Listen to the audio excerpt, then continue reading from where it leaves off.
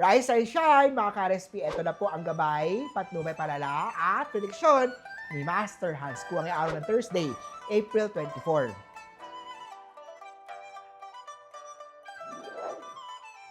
Para sa mga pinanganak ng Year of the Rat, prioritize your task according to deadline para mas maayos ang trabaho. 9 at pink.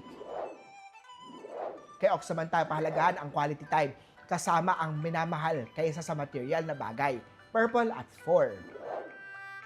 Ito naman, kay Year of the Tiger, maglaan ng oras para sa mental health activities tulad ng meditation. Green at 1. Sa rabbit naman na mag-invest sa mga bagay na may long-term benefit. Gold at 2. Kay Dragon naman na para maganda ang kalusugan, mag-always o magkaroon ng regular na check-up. Orange at 8. Iwasang masangkot sa love triangle. Mga Year of the Snake, maaaring magdulot ng gulo. Silver at 5. Sa mga pinanganak ng Year of the Horse naman na always maintain professionalism sa trabaho sa lahat ng pagkakataon. White at 3.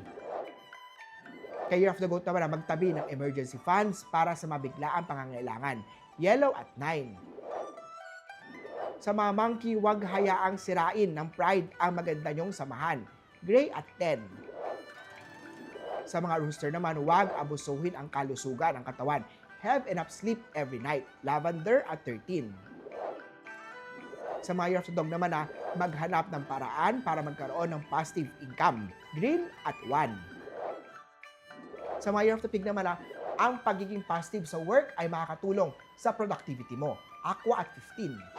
Muli po, ito po yung magabay, patnubay, paalala at prediction lamang ni Master Hans Kua. Nasa inyo mga kamay nakasalalay ang inyong tagumpay. Kaya always be positive at i-claim ang mga swerte, mga ka-RSP.